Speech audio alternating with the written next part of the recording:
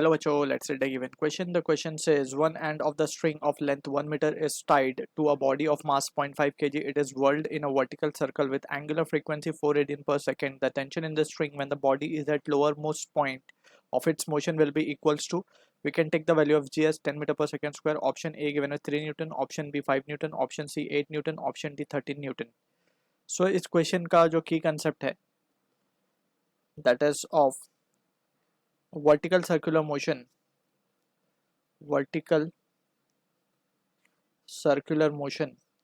so in this we need to understand कि हमें basically vertical circular motion में जब हम डील करते हैं so यहाँ पे दो चीज़ के काफ़ी importance है. First is the velocities at different points and tensions at different point.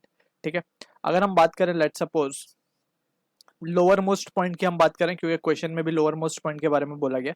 सो अगर एक स्ट्रिंग हम टाइट करते हैं किसी मास को ऑफ मास m और उसको हमने यहाँ पे हैंग किया हुआ है, यहाँ पे हम देख सकते हैं. सो इसके ऊपर लगने वाले फोर्सेस अगर हम ड्रॉ करें यहाँ पे, सो वी विल सी कि इसका सबसे पहले तो वेट लग रहा होगा mg in the downward direction and also tension in the upward direction.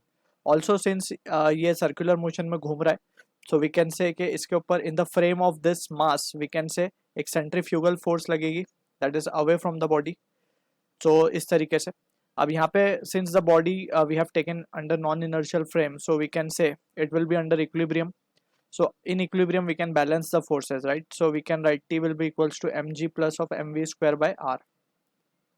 ठीक है, अब from the situation यहाँ से हम देख सकते हैं कि ये टेंशन आती है लोअर मोस्ट पॉइंट पे हमारे पास.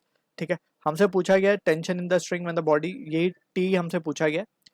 तो ये इक्वेशन को अगर हम फर्दर भी लिखें तो इसको थोड़ा सा रीअरेंज करके इस तरीके से भी लिखा जा सकता है. V को in terms of angular velocity हम क्या लिख सकते हैं, mr ओमेगा स्क्वायर. ठीक है, सो ये एक्सप्रेशन हम यूज करेंगे directly for solving this question.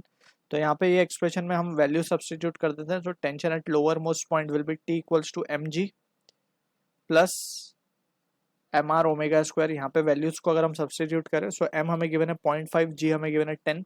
सो ये हो जाएगा 0.5 इंटू 10 प्लस 0.5 इंटू आर. क्या हो जाएगा, R will be nothing but the length of the string that is 1 metre into omega square. अब ओमेगा में गिवन है angular frequency. Basically angular frequency क्या है, एंगुलर फ्रीक्वेंसी एंगुलर वेलोसिटी का magnitude होता है, राइट?